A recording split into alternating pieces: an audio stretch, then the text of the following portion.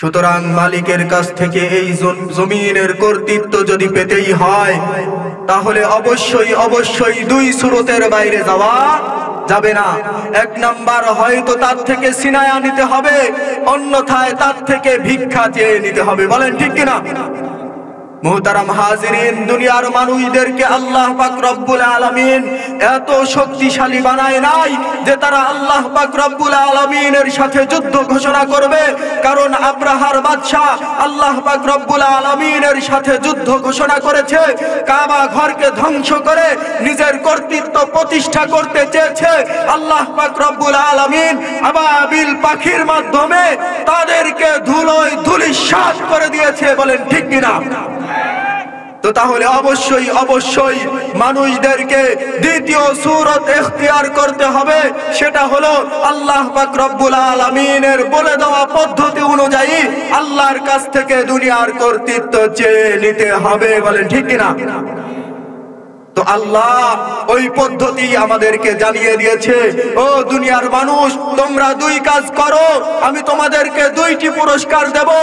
এক নাম্বার কাজ হলো তোমরা সকলেই ঈমানদার হয়ে যাও, ওমরে ফারুক রাদিয়াল্লাহু তাআলা আনহুর মতো ঈমানদার হও, আবু বকর সিদ্দিক রাদিয়াল্লাহু তাআলা আনহুর মতো ঈমানদার হও, উসমান গনি রাদিয়াল্লাহু তাআলা আনহুর মতো ঈমানদার হও।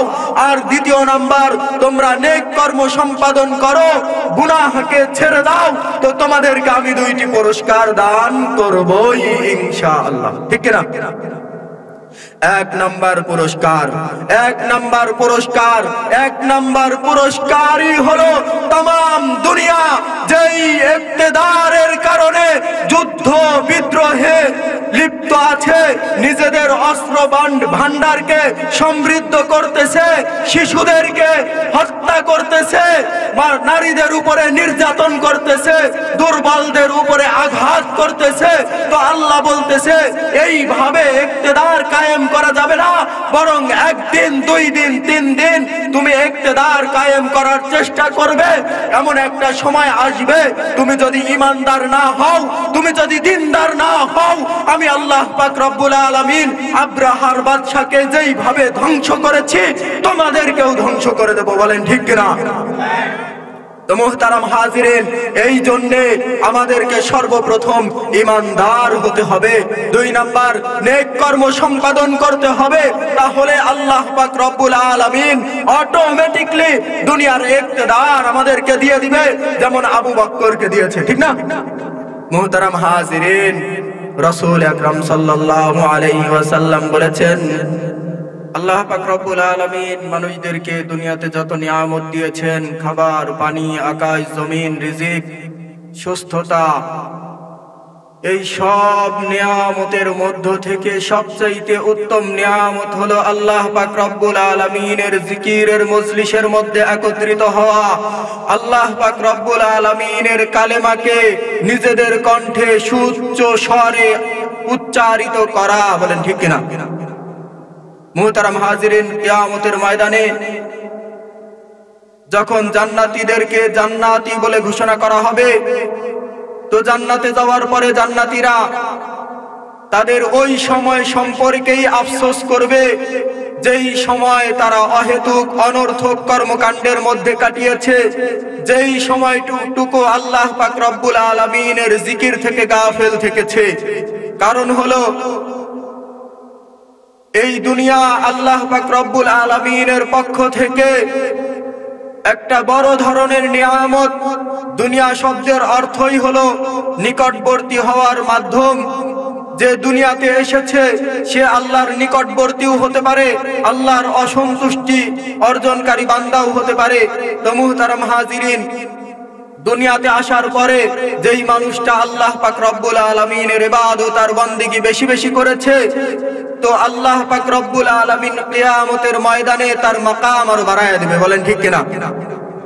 তো যখন দেখবে হায় আমার ভাই একই সাথে চলাফেরা করেছি, সে আমার চাইতে জিকির বেশি করার কারণে, ইবাদত বন্দেগী বেশি করার কারণে, আল্লাহু আকবারের তাকবীর বেশি দেওয়ার কারণে আমার চাইতে উন্নত জান্নাতের মধ্যে বিচরণ করতেছে, তো তখন সে আফসোস করবে আর বলবে, হায় আমিও যদি জান্নাতের বাগানের মধ্যে প্রবেশ করতাম, আমিও যদি আমার জবান ছেড়ে ছেড়ে ছেড়ে বলতাম আল্লাহু আকবার আল্লাহু আকবার ওয়ালিল্লাহিল হামদ, তো এই বলে বলে সেও আফসোস করবে। বলেন ঠিক কিনা?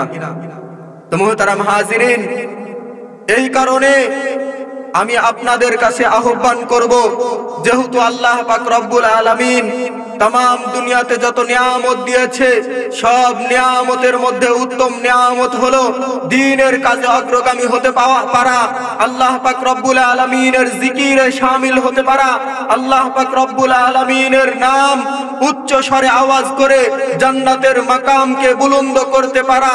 তো এই কারণে আমি আপনাদেরকে আহ্বান করব, যেহেতু আল্লাহ পাক রব্বুল আলামিন এই জান্নাতের বাগানে আমাদেরকে নিয়ে এসেছে, সুতরাং আমাদেরও উচিত আল্লাহ পাক রব্বুল আলামিনের শুকরিয়া জ্ঞাপনার্থে আল্লাহ পাক রব্বুল আলামিনের কুরআনুল কারীমের প্রথম শব্দটা সুউচ্চ স্বরে নিজেদের জবান থেকে বের করা। বলেন ঠিক কিনা? তো মুহতারাম হাজিরিন, আমরা আমাদের রবের শুকরিয়া জ্ঞাপনার্থে সকলেই নিজেদের জবানকে প্রসারিত করে বলবো আলহামদুলিল্লাহ। আরো জোরে বলি আলহামদুলিল্লাহ।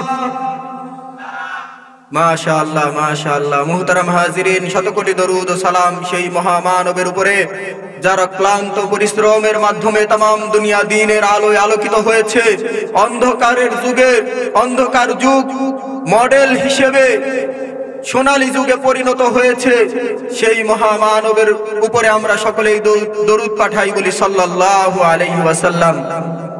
মুহতারাম হাজিরিন, तमाम দুনিয়াতে জ্ঞান এবং বিজ্ঞানের চর্চার ক্ষেত্রে যত কিতাবাদি লেখা হয়, প্রত্যেকটা কিতাবের ভূমিকার মধ্যে লেখক এই কথা লিখে দেয় যে আমার কিতাবের মধ্যে কোনো ভুল ভ্রান্তি দৃষ্টিগোচর হলে সম্মানিত পাঠক মহোদয়ের নিকটে আমার আকুল আবেদন তারা যেন আমার ভুলগুলো ধরিয়ে দেয়। ঠিক কিনা? তো মুহতারাম হাজিরিন, কিন্তু রব্বে কারীম চূড়ান্ত পর্যায়ের বিজ্ঞানময় একটা কুরআন আমাদের সামনে নাজিল করে মানুষদের জীবনকে সহজ করণার্থে, মানুষের সফলতার জন্য কুরআনকে নাজিল করার শুরুতেই বলতেছে আলিফ লাম মিম যালিকাল কিতাব লা রাইবা ফীহি হুদাল লিল মুত্তাকিন। আলিফ লাম মিম যালিকাল কিতাব লা রাইবা ফীহি। আলিফ লাম মিম আল্লাহু আ'লামু বিমুরাদিহি বিযালিকা যালিকাল কিতাব। ও দুনিয়ার মানুষ, বিজ্ঞানময় কুরআন তোমাদের সামনে উপস্থাপন করলাম, তোমাদের জিন্দেগীর রাস্তা সহজ করার জন্য আমি একটা কিতাব তোমাদের উপরে নাজিল করলাম। লা রাইবা ফীহি, কোনো সন্দেহ নেই, কোনো সংশয় নেই, কোনো ভুল নেই, বরং তোমাদের আকলমন্দ মানুষগুলো যখন গবেষণা করতে যাবে, ভুল অন্বেষণ করতে যাবে, সেও সঠিক রাস্তা তালাশ করে পাবে। বলেন ঠিক কিনা? তো মুহতারাম হাজিরিন, সেই কিতাব থেকেই আমি আপনাদের সামনে একটি আয়াতের একটি অংশ তিলাওয়াত করেছি, যেই আয়াতের মধ্যে আল্লাহ পাক রব্বুল আলামিন আমাদেরকে দুইটি কাজের বিনিময়ে দুইটি ওয়াদা করেছে, দুইটি কাজের বিনিময়ে দুইটি ওয়াদা করেছে। সকলেই মনোযোগ সহকারে শুনবেন ইনশাআল্লাহ। আশা করা যায় আল্লাহ পাক রব্বুল আলামিনের এই একটি আয়াত আমাদের জিন্দেগি যাপনের জন্য সহযোগী হবে, জান্নাত পর্যন্ত পৌঁছার জন্য সহযোগী হবে। কারণ কুরআনুল কারীমের মুজিজা হলো, কুরআনের একটি আয়াত যদি কেউ গবেষণা করে তাহলে সে অবশ্যই অবশ্যই হিদায়াত প্রাপ্ত হবে। তো মুহতারাম হাজিরিন, কুরআনুল কারীম থেকে তেলাওয়াত করেছি ওয়া'দাল্লাহ الذين آمنوا منكم وعملوا الصالحات لا يستخلفنهم في الأرض الآخرة। তো এই আয়াতের মধ্যে আল্লাহ পাক রব্বুল আলামিন মানুষদেরকে দুইটি কাজের বিনিময়ে দুইটি পুরস্কার ঘোষণা করেছে। সকলেই বলি, কয়টি কাজের বিনিময়ে? দুইটি কাজের বিনিময়ে দুইটি পুরস্কার ঘোষণা করেছে। তো মুহতারাম হাজিরিন, এর উপরেই আলোচনা করব ইনশাআল্লাহ। আপনারা সকলেই আমার জন্য দোয়া করবেন, যাতে করে এমন কিছু কথা আমার জবান থেকে বের করে দেয় যেই কথার মাধ্যমে আমি নিজেও হেদায়েত প্রাপ্ত হতে পারি আর আপনাদের জন্যও কল্যাণকর হয়। সকলেই বলি আমিন। মুহতারাম হাজিরিন, তাম দুনিয়া আজকে ইকতেদারের জন্য যুদ্ধ বিদ্রোহ করতেছে, ঠিক কিনা? একজন মানুষ একটা সমাজে বসবাস করে, তো আল্লাহ তাকে কিছু সম্পদ দিয়েছে, তো সেও এই ফিকির করতেছে যে না, আমি এই সমাজপতি হব, ঠিক কিনা? হ্যাঁ, একটা জাতি, মনে করেন মুসলমান জাতি, চাই আওয়ামী লীগ হোক, বিএনপি হোক, জামাত হোক, যেই হোক, তো প্রত্যেকটা দলের যারা নেতাকর্মী আছে তারা এই ফিকির করতেছে যে আমি আমার মতাদর্শকে মানুষের সামনে উপস্থাপন করব এবং এই মতকে প্রতিষ্ঠিত করব ইনশাআল্লাহ। এরকম চিন্তা ফিকির মুসলিম জাতির মধ্যে যত দল আছে তাদের মধ্যে বিদ্যমান, বলেন ঠিক কিনা? তো সকলেই এটা চাচ্ছে। ইহুদি যারা আছে, ইসরায়েলের শয়তানগুলা, তো তারাও এরকম ফিকির করতেছে তাম দুনিয়ার মধ্যে যেন আমাদের রাজত্ব কায়েম হয়ে যায়, ঠিক কিনা? আমেরিকার খ্রিস্টান লাল চামড়ার দলেরা তারাও এরকম ফিকির করতেছে তাম দুনিয়ার মধ্যে আমাদের কর্তৃত্ব প্রতিষ্ঠিত হয়ে যায়, বলেন ঠিক কিনা? ভারতের হিন্দু সম্প্রদায় যারা গোবরকে পবিত্র মনে করে, এই নালায়েক, নাপাক, এই আকলহীন, এই সমস্ত মানুষেরাও চিন্তা ফিকির করতেছে তাম দুনিয়ার মধ্যে আমাদের ইকতেদার কায়েম হোক, বলেন ঠিক কিনা? মেরে দোস্ত আহবাব, কিন্তু আল্লাহ পাক রব্বুল আলামিন বলতেছে দুনিয়ার মানুষ, এ দুনিয়ার মালিক আমি, বলেন ঠিক কিনা? দুনিয়ার মালিক কে? আর একটু জোরে বলতে হবে, দুনিয়ার মালিক কে? কুরআনুল কারীমের মধ্যে আল্লাহ পাক রব্বুল আলামিন বলেছেন, আপনি যদি কাফের, মুশরিক, বদ্দিন, ইহুদি, নাসারা, খ্রিস্টান এদেরকে জিজ্ঞেস করেন মান খালাকাস সামাওয়াতি ওয়াল আরদ, আসমান জমিন কে সৃষ্টি করেছেন, সায়াকুলুনা আল্লাহ, তারা অতি সত্বর উত্তর দিবে আল্লাহ। সিন এটা তাড়াতাড়ি বোঝানোর জন্য আসে। ইয়াকুলুনা, এর আগে একটা সিন নিয়ে এসেছে, সায়াকুলুনা আল্লাহ, তারা বলবে আল্লাহ। আসমান জমিনের মালিক কে? আল্লাহ। তো কাফেররাও বলবে, মুশরিকরাও বলবে, বদ্দিনরাও বলবে, ঠিক কিনা? তো মুহতারাম হাজিরিন, সূরা ফিল আমরা সকলেই তেলাওয়াত করেছি কিনা? মুসলমান নামেই সূরা ফাতিহা, সূরা ফিল, সূরা ইখলাস এটা জানে, হ্যাঁ? তো মুহতারাম হাজিরিন, সূরা ফিলের মধ্যে আল্লাহ পাক রব্বুল আলামিন ইতিপূর্বের একটা ঘটনা আমাদেরকে শুনাইছেন। আলাম তারা কাইফা ফাআলা রাব্বুকা বিআসহাবিল ফিল, আপনি কি দেখেন নাই আপনার রব আসহাবে ফিলের সাথে কি আচরণ করেছে? তো আসহাবে ফিল আব্রাহার বাদশার একটা ঘটনাই সূরার মধ্যে আল্লাহ পাক রব্বুল আলামিন বর্ণনা করেছেন। তো সে কে ছিল? তো ক্ষমতাধর একটা বাদশা ছিল। তার চিন্তাধারা হলো এই যে কাবা ঘর কি শুধু মুসলমানদের জামানাতে বিদ্যমান? হ্যাঁ, কাবা ঘর বাবা আদম আলাইহিস সালাতু ওয়াস সালামের জামানাতেই বিদ্যমান। হ্যাঁ, তো এটা একটা সময় জমিনের সাথে মিটে গেছে। আল্লাহ পাক রব্বুল আলামিন সেটাকে আবার পুনর্নির্মাণ করাইছেন। ইব্রাহিম আলাইহিস সালাতু ওয়াস সালাম, ইসমাঈল আলাইহিস সালাতু ওয়াস সালাম দুইজনকে আদেশ করেছেন যে বানান, তো তারা দুইজন আবার বানাইছে, ঠিক না? তো মুহতারাম হাজিরিন, তো রাসূল আকরাম সাল্লাল্লাহু আলাইহি ওয়াসাল্লামের নবুয়তির পূর্বে আব্দুল মুত্তালিব রাসূল আকরাম সাল্লাল্লাহু আলাইহি ওয়াসাল্লামের দাদা, উনি কাবা ঘরের রক্ষণাবেক্ষণ করতেন। কাবা ঘরের চাবিটা ওনার কাছে থাকতো। তো এই আব্রাহার বাদশাহ এই চিন্তা ভাবনা করছে, হায় সর্বনাশ, মক্কার মধ্যে যে ঘর সেটা তো তাওয়াফ করতে যায়। মুশরিক হলেও তারা কাবা ঘরকে তাওয়াফ করে। কেন তাওয়াফ করে? কারণ ওই যে তারা বলে সায়াকুলুন আল্লাহ, আল্লাহই আসমান জমিনের মালিক। যদিও তার সহযোগী হিসেবে 360টা মূর্তির ইবাদত করে, তারপরেও তারা বলতেছে আল্লাহই আসমান জমিনের মালিক, আল্লাহই কাবা ঘরের মালিক, ঠিক না? তো এই কারণে মুশরিকেরাও তাওয়াফ করে। তো এখন আব্রাহার বাদশাহ চিন্তা ভাবনা করছে যে এটাকে ধ্বংস করে দিয়ে আমার রাজত্বের মধ্যে একটা কাবা তৈরি করব, মানুষেরা এখানে আসবে, তো আমার ক্ষমতা বেড়ে যাবে, ইক্তেদার বেড়ে যাবে। তো এই চিন্তা ভাবনা করে সে কাবার উপরে আক্রমণ করার জন্য হস্তি বাহিনী নিয়ে এসেছে। বিশাল সুবিশাল এক হাতির বাহিনী নিয়ে এসেছে। কাবার উপরে আক্রমণ করে কাবাকে ধ্বংস করবে।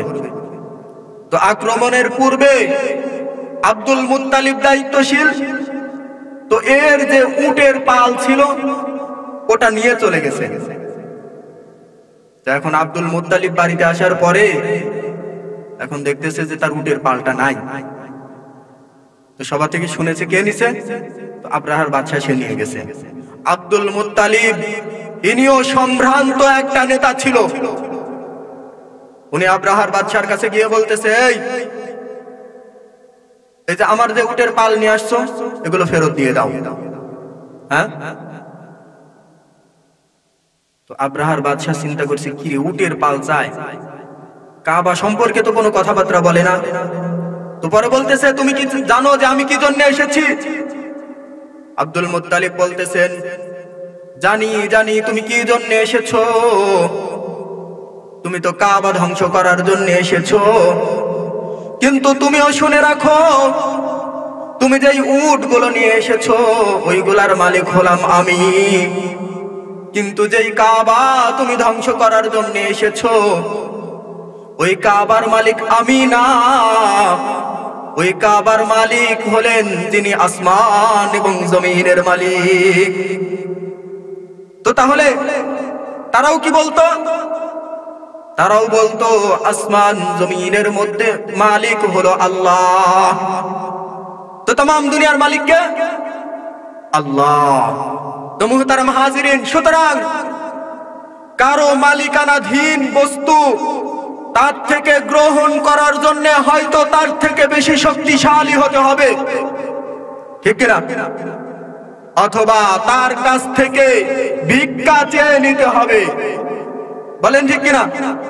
তো তাহলে আসমান এবং জমিনের মালিক যেহেতু আল্লাহ, আমরা যদি আসমান এবং জমিনের কর্তৃত্ব নিতে চাই, নিজেদের কর্তৃত্ব যদি দুনিয়ার উপরে প্রতিষ্ঠিত করতে চাই, তাহলে অবশ্যই অবশ্যই আমাদেরকে আল্লাহর চাইতে বেশি শক্তিশালী হতে হবে, ঠিক কিনা? কিন্তু দুঃখজনক হলেও সত্য, আল্লাহ পাক রব্বুল আলামিন কুরআনের মধ্যে স্পষ্ট ভাষায় বলে দিয়েছে, খুলিকাল ইনসান যায়ীফা। ও দুনিয়ার মানুষ, তোমরা যতই বরত্ব প্রকাশ করো, তোমরা যতই অহংকার করো, তোমরা যতই ক্ষমতা প্রদর্শন করো, তোমরা শুনে রাখো, শুনে রাখো, আমি আল্লাহ পাক রব্বুল আলামিন তোমাদেরকে সবচাইতে দুর্বল করে তৈরি করেছি। খুলিকাল ইনসান যায়ীফা, খুলিকাল ইনসান যায়ীফা। দুনিয়ার মানুষ, একটা মানুষ যত শক্তিধারী হোক, আমেরিকার প্রেসিডেন্টও যদি হয়, তাহলে তার হায়াত সর্বোচ্চ 100 বছর। 70 বছরের পরে তার যেই হায়াত, ওই হায়াতটা সে নিজের উপরে বোঝা মনে করে, বলেন ঠিক কিনা? তো তাহলে অবশ্যই অবশ্যই মানুষকে দুর্বল করে বানানো হয়েছে। সুতরাং আল্লাহ পাক রব্বুল আলামিনের মিলকিয়াত, এই দুনিয়ার ইক্তেদার কোন মানুষ আল্লাহর কাছ থেকে ছিনায়া নিতে পারবে না, না, না। তো তাহলে দুনিয়ার কর্তৃত্ব এটা আল্লাহ পাক রব্বুল আলামিনের কাছ থেকে কিভাবে নিতে হবে? আল্লাহ পাক রব্বুল আলামিন এই আয়াতের মধ্যে এটাই বলেছেন, দুই কাজ করলে দুইটি পুরস্কার দিব। ওয়াদাল্লাহ, শোনো শোনো, তোমরা আমার কাছ থেকে দুনিয়ার কর্তৃত্ব ছিনায়া নিতে পারবে না, কখনোই সম্ভব নয়। কিন্তু তোমরা যদি দুইটি কাজ করো, তোমাদেরকে দুইটি পুরস্কার দিব। সকলেই মনে রাখবেন ইনশাআল্লাহ, দুইটি কাজ করলে আল্লাহ দুইটি পুরস্কার দিবে। এক নাম্বার কাজ ওয়াদাল্লাহ, এটা আল্লাহ ওয়াদা করেছে। কি করেছে? ওয়াদা করেছে। ওয়ামান আসদাকু মিনাল্লাহি কিলা, এই তোমাদের নেতাদের মতো কিন্তু আল্লাহ না। ভোট চাওয়ার সময় সবাইকে বলতেছে তোমার জন্য একটা কার্ড করে দিব, তোমার জন্য একটা কার্ড করে দেব, ওয়াদা করে না? কিন্তু নির্বাচিত হওয়ার পরে দূর দূর করে দাঁড়িয়ে দেয়। তো আল্লাহ বলতেছেন তোমাদের মতো মিথ্যাবাদী কিন্তু আমি না। ওয়ামান আসদাকু মিনাল্লাহি কিলা, আল্লাহর চাইতে সত্যবাদী আর কে হতে পারে? আল্লাহর চাইতে সত্যবাদী আর কেউ নাই। ওই আল্লাহ ওয়াদা করতেছে। কি করতেছে? ওয়াদাল্লাহ। কার সাথে ওয়াদা করতেছে? কোন কাজের উপর ওয়াদা করতেছে? দুইটি কাজ, মনে রাখবো ইনশাআল্লাহ। আল্লাযীনা আমানু মিনকুম, তোমাদের মধ্যে যেই সমস্ত মানুষ এক নম্বরে ঈমান এনেছে। কি করেছে? ঈমান এনেছে। ওয়া আমিলুস সালিহাত, দুই নাম্বার নেক আমল করেছে। তো আল্লাহ ওয়াদা করতেছে, শোনো, তোমরা দুনিয়ার ইক্তেদার আমার কাছ থেকে কেড়ে নিতে পারবে না। আমার কাছ থেকে চেয়ে নিতে হবে, আমার কাছে ভিক্ষা চাইতে হবে। কিন্তু আমার কাছ থেকে ভিক্ষা চাওয়ার জন্য সর্বপ্রথম তোমাদেরকে ঈমানদার হতে হবে। বলেন ঠিক কিনা? কোন কাফের যদি বলে আল্লাহ আমাকে জান্নাত দেন, জিন্দেগিতে কোনদিন তাকে জান্নাত দেওয়া হবে না। কোন কাফের যদি বলে আল্লাহ আমাকে শক্তি দান করেন, তো আল্লাহ পাক রব্বুল আলামিন তার দিকে ভ্রুক্ষেপ করবে না। তাকে সর্বপ্রথম বলবে, শোনো শোনো, তুমি প্রথমে তাওহীদে বিশ্বাসী হও, ঈমানদার হয়ে যাও, এরপরে আমার কাছে প্রার্থনা করো। বলেন ঠিক কিনা? তো আল্লাহ বলতেছেন, তো সবাইকে কথা বলি, তোমাদের মধ্যে যারা ঈমান এনেছে এক নম্বরে, তাদের সাথে আমি ওয়াদা করতেছি ওয়া আমিলুস সালিহাত, দুই নম্বরে নেক কর্ম সম্পাদন করে, ঈমান আনার পরে ভালো ভালো কর্ম করে, সৎ কাজগুলো করে। লা ইয়াস্তাখলিফান্নাহুম ফিল আরদ, অবশ্যই অবশ্যই অবশ্যই দুনিয়ার কর্তৃত্ব আমি তাদের হাতেই দিয়ে দেব। এক নাম্বার পুরস্কার। কামাস্তাখলাফাল্লাযীনা মিন ক্বাবলিহিম, এমনিতেই তো আমি মিথ্যা কথা বলি না, কিন্তু তারপরেও তোমাদের যদি বিশ্বাস না হয়, আবু বকর সিদ্দিক রাদিয়াল্লাহু তাআলা আনহুর দিকে তাকিয়ে দেখো, ওমর ফারুক রাদিয়াল্লাহু তাআলা আনহুর দিকে তাকিয়ে দেখো, ওসমান গনি রাদিয়াল্লাহু তাআলা আনহুর দিকে তাকিয়ে দেখো, আলী রাদিয়াল্লাহু তাআলা আনহুর দিকে তাকিয়ে দেখো। কামাস্তাখলাফাল্লাযীনা মিন ক্বাবলিহিম, যেমন নাকি তোমাদের পূর্বে আমি তাদেরকে দুনিয়ার কর্তৃত্ব দিয়েছিলাম। বলেন ঠিক কিনা? ওমর ফারুক রাদিয়াল্লাহু তাআলা আনহু একদিন চিল্লায় চিল্লায় বলতেছে, হায় আফসোস, জিন্দেগির উপরে আফসোস, 25টা বছর আল্লাহর নাফরমানি করেছি। ওই সময় সম্পর্কে যদি আল্লাহ পাক রব্বুল আলামিন জিজ্ঞেস করে, কি নালায়েক ছিলাম, কি অপদস্থ ছিলাম, কি যাযাবর ছিলাম, ওই যাযাবর হালত থেকে আল্লাহ পাক রব্বুল আলামিন আমাকে সম্মানিত করেছে।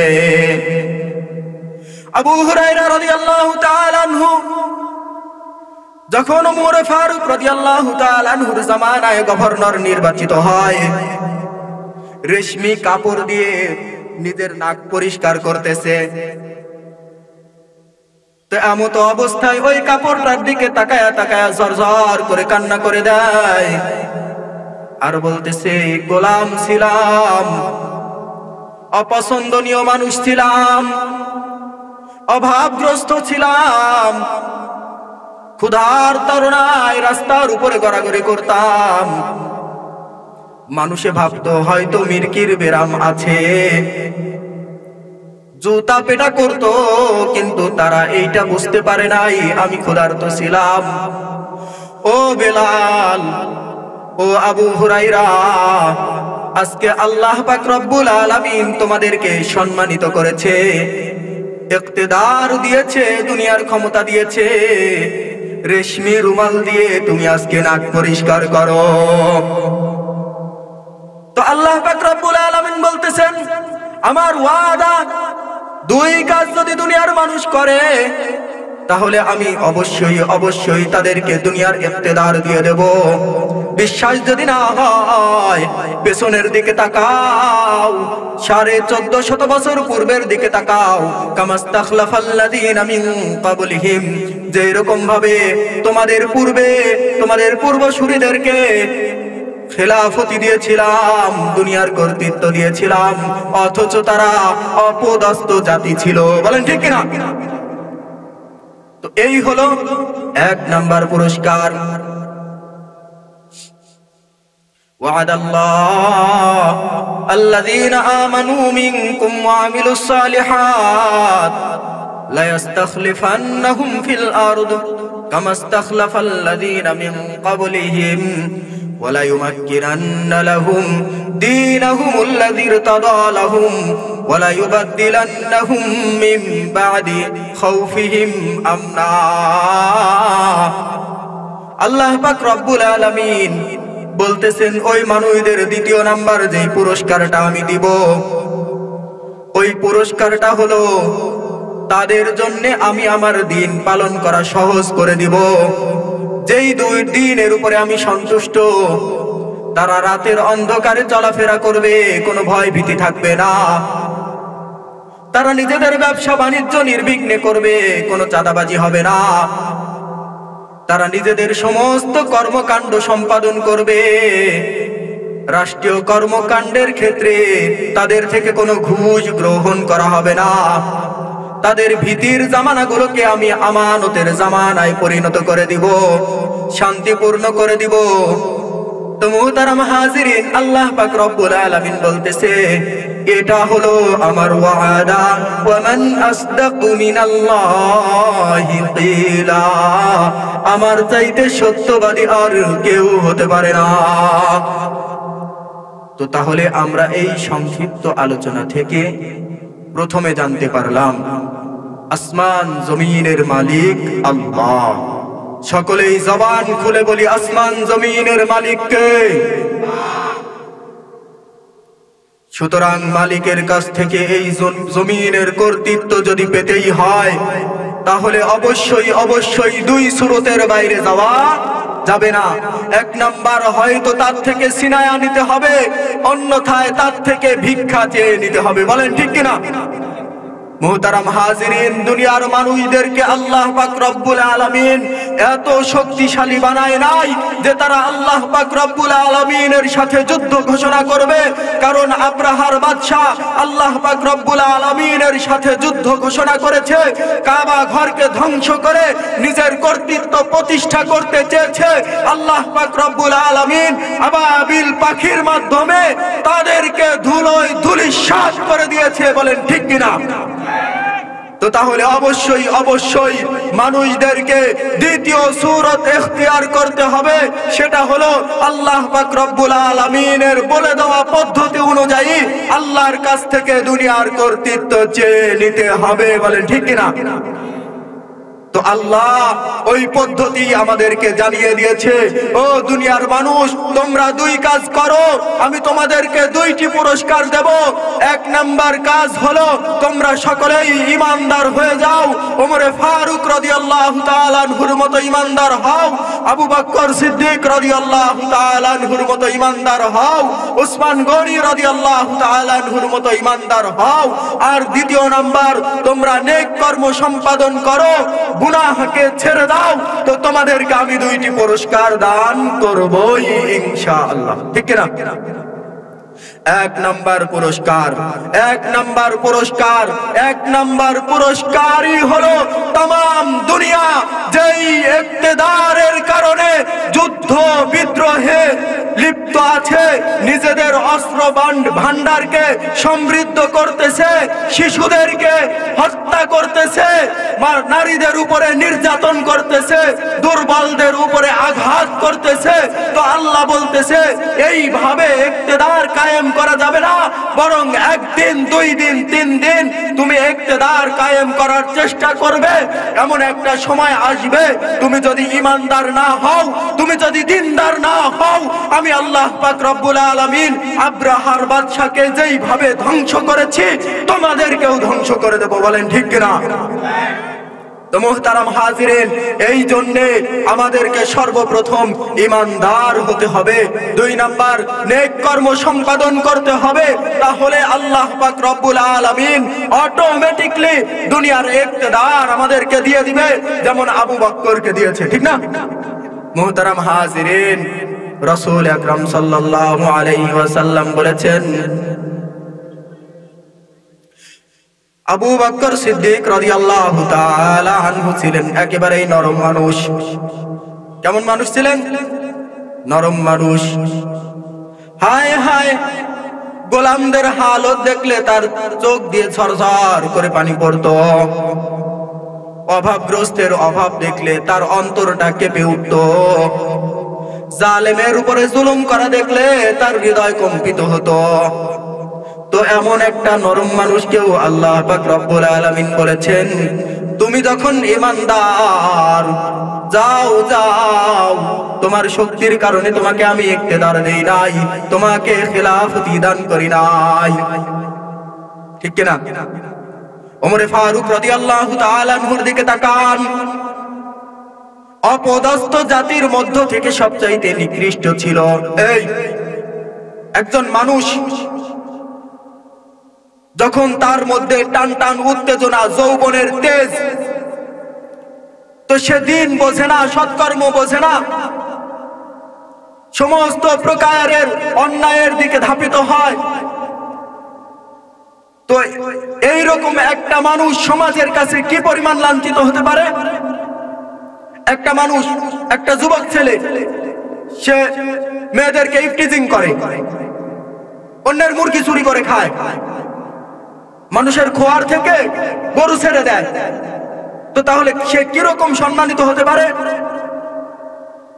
তো একজন নেতার উপরে সে আঘাত করতে চায়, সে কেমন সম্মানিত হতে পারে? তো ওমরের দিকে তাকান, কাফের আর মুশরিকরা ঘোষণা করেছে, এই ওই যে আব্দুল্লাহ বিন মুহাম্মদ, তাকে হত্যা করতে হবে। কে আছো? কেউ তো সাহস পায় না, কারণ তখন আব্দুল মুত্তালিব জীবিত। কেউ যদি মুহাম্মাদের গলায় ছুরি তোলে তাহলে তারও খবর হয়ে যাবে, এই কারণে কেউ সাহস করতে পারে না। মক্কার জমিনে সবচাইতে উশৃঙ্খল এবং সাহসী যে মানুষটা, ওমরে ফারুক রাদিয়াল্লাহু তাআলা আনহু দাঁড়ায় যায়। তো দাঁড়ায় কি বলতেছে? এই আমি আছি, আমি 100 লাল উট লাগবে না আমার, আমি এমনিতেই মুহাম্মাদের গর্দান নিয়ে হাজির হব।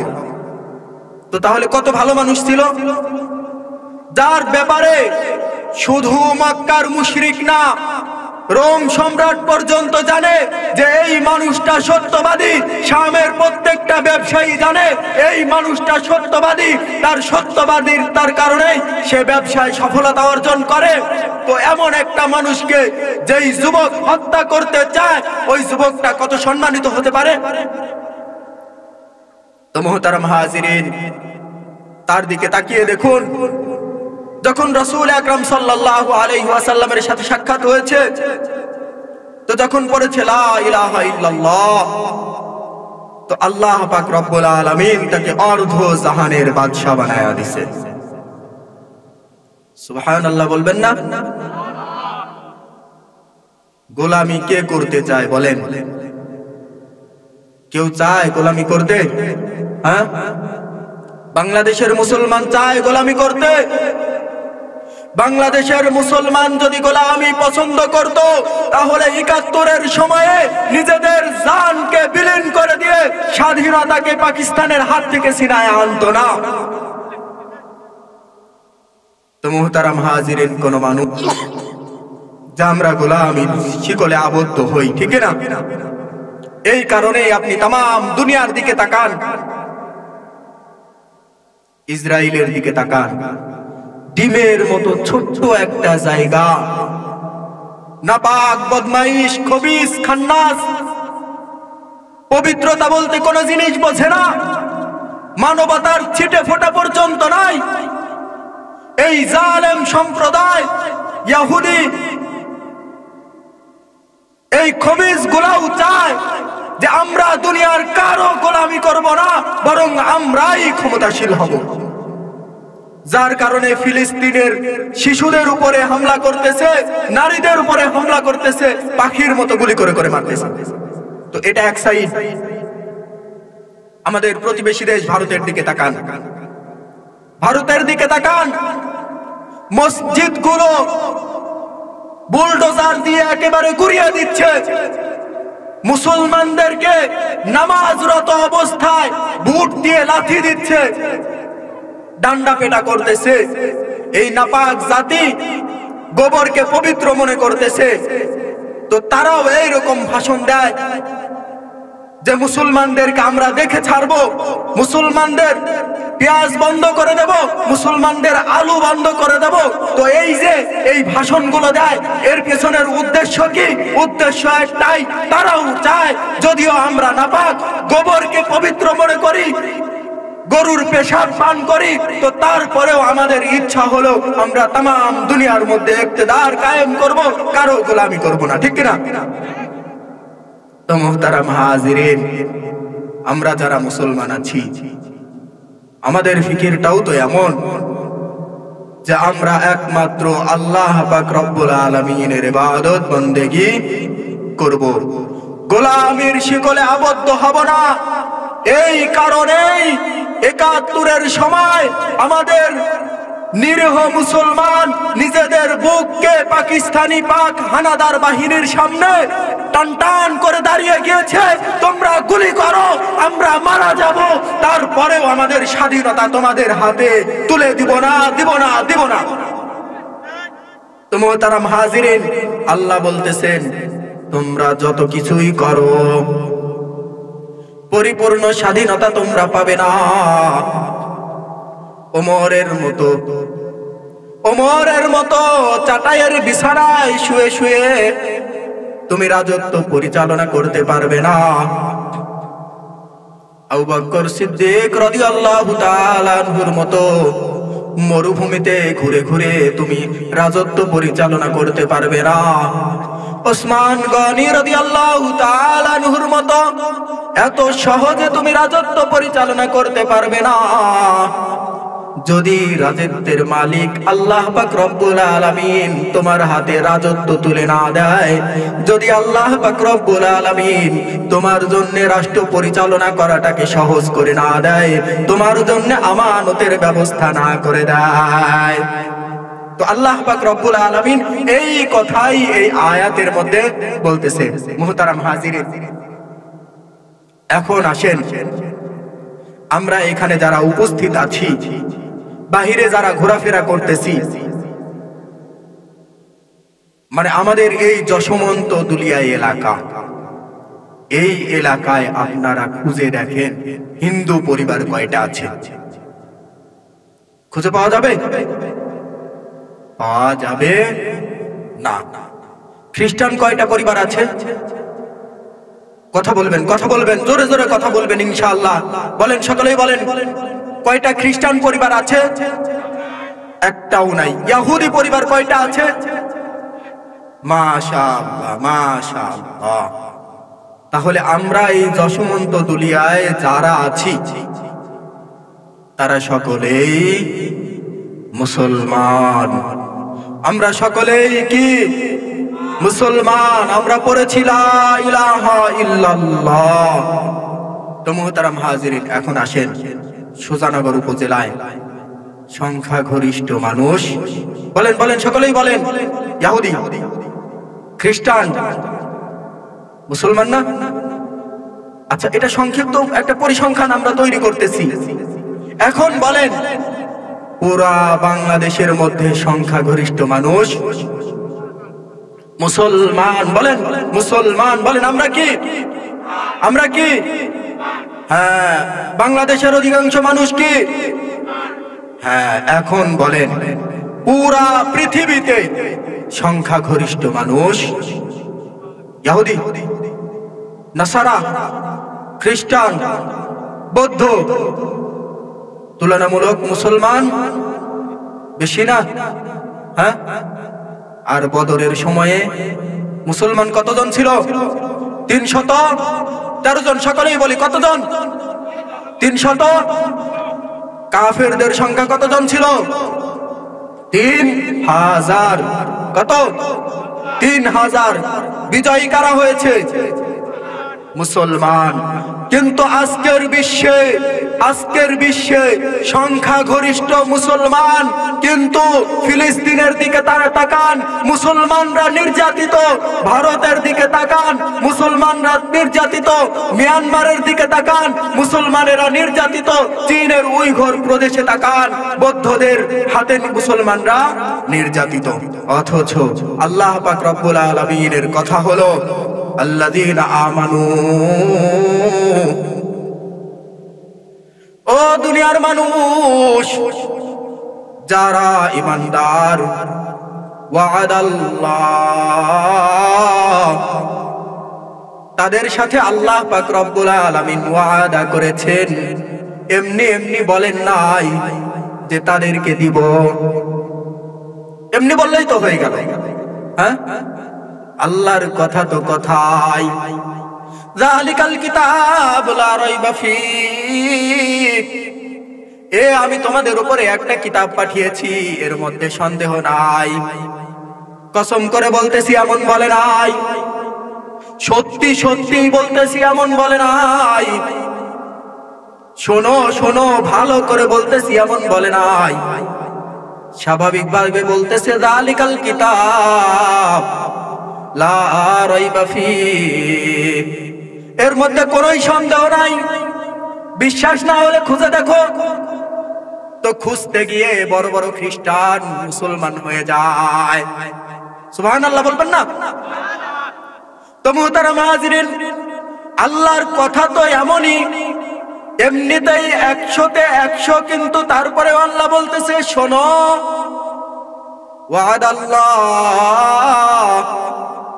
আমি তোমাদের কাছে ওয়াদা করতেছি, আল্লাযীনা আমানু, তোমাদের মধ্যে যারা ঈমানদার হবে, ওয়া আমিলুস সালিহাত, এবং নেক আমল করবে, লা ইয়াস্তাখলিফান্নাহুম, শুধু ইয়াস্তাখলিফান্নাহুম এমন না, বরং লামে তাকিদ, নুনে তাকিদ, দুইটা তাকিদ যুক্ত করে বলতেছেন, অবশ্যই তাদেরকে আমি প্রতিনিধিত্ব দান করব। তাহলে তামাম দুনিয়ায় মুসলমান পিটানি খায় কি জন্য? হ্যাঁ, পিটানি, বুঝতেছেন? কথা বুঝতেছেন? তামাম দুনিয়ায় মুসলমান পিটানি কি জন্য খায়? বুঝতে হবে, আমরা ঈমান সম্পর্কে কিছুই জানি না। ঈমান কোন জিনিস এটাই জানি না। এই কারণে তামাম দুনিয়ার মধ্যে মুসলমান পিটানি খায়। নেক আমল চেনার পরেও নেক আমল করি না। এই কারণে তামাম দুনিয়ায় মুসলমান পিটানি খায়। বলেন ঠিক কিনা? তো মুহতারাম হাজিরিন, তাহলে ঈমান শিখতে হবে না? মুখস্থ করেন। ঈমান তিন জিনিসের নাম। কয় জিনিস? ঈমান কয় জিনিসের নাম? এক নাম্বার তাওহীদ। সবাই বলেন, মুখে মুখে বলেন, এক নাম্বার তাওহীদ। বলেন তাওহীদ। তাওহীদ যার অর্থ হলো একত্ববাদে বিশ্বাস করা। দুই নাম্বার রিসালাত। বলেন দুই নাম্বার। দুই নাম্বার রিসালাত, আল্লাহ যে যুগে যুগে রাসূল পাঠিয়েছেন, নবী পাঠিয়েছেন, এর উপরে বিশ্বাস স্থাপন করা। তিন নাম্বার হলো মাআদ। তিন নাম্বার কি বলেন? অর্থাৎ আখিরাত, তার মানে পরকালকে বিশ্বাস করা। কয় জিনিস হলো? ঈমান এই তিন জিনিসের নাম। এক নাম্বার হলো তাওহীদ। বলেন এক নাম্বার। দুই নাম্বার রিসালাত। বলেন বলেন। তিন নাম্বার হলো মাআদ। এই তিন জিনিসের উপরে বিশ্বাস স্থাপন করার নাম হলো তাওহীদ। কিন্তু দুনিয়ার অধিকাংশ মুসলমান এই তিন জিনিস সঠিকভাবে না জানার কারণে এক একজন এক এক দিকে দৌড়ায়, আর খ্রিস্টানরা ছোট ছোট দল পেয়ে পিছনে তাড়া করে করে তাদেরকে হত্যা করে। বলেন ঠিক না? তো মুহতারাম হাজিরিন, এই কারণে এ সম্পর্কে আমাদেরকে জানা দরকার, তাওহীদ কাকে বলে, ঠিক কিনা? মুহতারাম হাজিরিন, আব্দুল মুত্তালিবকে আব্রাহার বাদশাহ বলেছে, কাবা সম্পর্কে তোমার ফিকির নাই? তো উনি কি বলেছে? কাবার মালিক আমি না, উটের মালিক আমি, উটগুলো দিয়ে দাও। কাবার মালিক তিনি তোমার সাথে বোঝাপড়া করবে। তো তাহলে তারা আল্লাহকে চিনতো না? আব্দুল মুত্তালিব আল্লাহকে চিনতো না? হায় হায়, আল্লাহকে চিনতো, কিন্তু কাবা ঘরের মধ্যে ৩৬০টি মূর্তি রেখে তার সামনেও মাথা নত করত। একটাকে বলতো লক্ষ্মী, যে আমাদের রিজিকের ব্যবস্থাপনা করে, আর একটা বলতো সরস্বতী, আর একটাকে বলতো লাত, আর একটাকে বলতো উজ্জাত, আর একটাকে বলতো মানাত। এইরকম আল্লাহর সহযোগী হিসেবে বিভিন্ন মূর্তি নির্ধারণ করে তাদের ইবাদত আর বন্দেগীতেও লিপ্ত হতো। তো আল্লাহকে চিনতো, কিন্তু আল্লাহর সাথে সাথে অন্যদেরকেও শিরিক করত, তাওহীদের উপরে বিশ্বাস স্থাপন করত না। তো যখন রাসূল আকরাম সাল্লাল্লাহু আলাইহি ওয়াসাল্লাম তাওহীদের দাওয়াত দিয়েছেন, যখন তাওহীদ আর মুশরিকরা বলতেছে, এই তোমরাও তো আল্লাহর কথা কও, আমিও তো আল্লাহর কথা কই, হ্যাঁ কাফেররা কথা, আমরা তো আল্লাহকে চিনি, তো তুমি আবার কোন আল্লাহর কথা বলো? তো আল্লাহ পাক রব্বুল আলামিন শিখায়া দিয়েছেন। কি শিখাইছেন? কুল হুয়াল্লাহু আহাদ। নবী, তারা তো আল্লাহকে চেনে কিন্তু আহাদ বলে চেনে না, তারা আল্লাহকে চেনে ওয়াহিদ বলে চেনে। কি বলে চেনে? ওয়াহিদ বলে চেনে। আরবিতে আহাদ মানেও এক, আহাদ মানে এক, ওয়াহিদ মানেও এক, ওয়াহিদ মানেও। কিন্তু আহাদের দ্বারা এমন এক জাত, যেই জাতের কোনো সহযোগী নাই। আহাদ মানে এমন এক জাত, যেই জাতের কোনো সহযোগী নাই, যেই জাতের কোনো অংশ নাই। হে নবী, আপনি তাদেরকে শিক্ষা দেন, কুল হুয়াল্লাহু আহাদ। তোমরা যেই আল্লাহ সম্পর্কে আমার কাছে জিজ্ঞেস করো, ওই আল্লাহ পাক রব্বুল আলামিন আহাদ, আহাদ, আহাদ। তিনি ওয়াহিদ নন, তার কোনো শাখা প্রশাখা নাই, তার কোনো সাহায্যকারী নাই, তার কোনো সন্তান নাই, তার কোনো স্ত্রী নাই, তার কোনো পুত্র নাই, তার কোনো কন্যা নাই। ফেরেশতারাও কিন্তু তার কন্যা সন্তান নয়। এই কারণেই হযরত বিলাল রাদিয়াল্লাহু তাআলা আনহু, উনি যখন কালেমা পড়েছিল লা ইলাহা ইল্লাল্লাহ, বলবেন না লা ইলাহা ইল্লাল্লাহ, লা ইলাহা ইল্লাল্লাহ। তো উনি যখন কালেমা পড়েছিল লা ইলাহা ইল্লাল্লাহ, তার মনিব বলতেছে, এই আমাদের থেকে আলাদা হয়ে গেলে নাকি? মূর্তি পূজা বাদ দিলে নাকি? সূর্যের পূজা বাদ দিলে নাকি? দাঁড়াও দাঁড়াও, মজা দেখাচ্ছি, ঠিক কিনা? এই দিনদার যারা, তাদেরকে মজা দেখায় না? হ্যাঁ, ইতিপূর্বে মজা দেখায় নাই? ভালো কথা বলেছে। ও ভাই, তুমি যদি দায়িত্বশীল হও, সুদ নিবে না, ঘুষ নিবে না। এই কথাগুলো বলার কারণে তাদেরকে মজা দেখাইছে। বিলাল বলেছে আল্লাহ এক, লা ইলাহা ইল্লাল্লাহ, তো বলতেছে তোমারও মজা দেখাচ্ছি, মজা দেখাচ্ছি। তো কিভাবে মজা দেখাবে? পাথরগুলো জ্বালাতে জ্বালাতে লাল করে ফেলেছে। কি করেছে? লাল করে ফেলেছে। তো তার উপরে বেলালকে চিৎ করে শোয়া দেয়, আর বেলাল বলতে থাকে আহাদ আহাদ আহাদ। তার মানে হলো আমি যাকে রব বলে জানি তিনি হলেন আহাদ, আর এটার নামই হলো তাওহীদ। হে নবী, আপনি জানিয়ে দেন কুল হুয়াল্লাহু আহাদ আহাদ আহাদ, তার কোনো সহযোগী নাই, তার কোনো সহযোগী নাই। এটাই হলো তাওহীদ। বলেন ঠিক কিনা? মুহতারাম হাজিরিন, তো এইভাবে আমাদের ঈমান আনতে হবে। কেউ যদি এটা মনে করে না আল্লাহ তো আছে, আল্লাহ তো একজনই, আসমানকে সৃষ্টি করেছে, জমিনকে সৃষ্টি করেছে, কিন্তু এর সাথে সাথে আমাদের পীর বাবাও আল্লাহর সহযোগী, তাহলে কি হবে? আহাদ হবে নাকি ওয়াহিদ হবে? হ্যাঁ, খ্রিস্টান যারা আছে তারা এখন এই বিশ্বাস করে। কি বিশ্বাস করে? কি বিশ্বাস করে? আল্লাহ তো একজনই। কয়জন?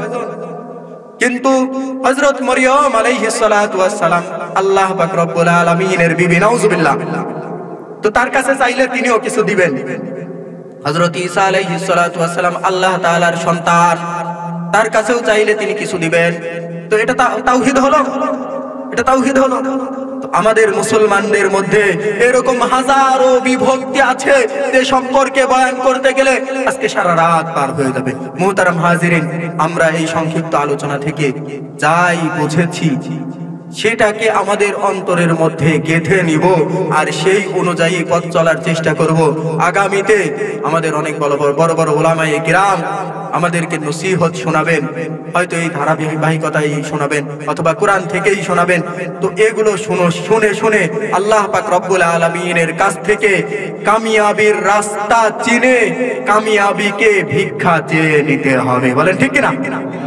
আল্লাহ পাক রব্বুল আলামিন আমাদের সকলকে কামিয়াব করুক দুনিয়াতে এবং আখিরাতে। এই বলে আমি আমার বক্তব্য শেষ করছি। আসসালামু আলাইকুম ওয়া রাহমাতুল্লাহি ওয়া বারাকাতুহু।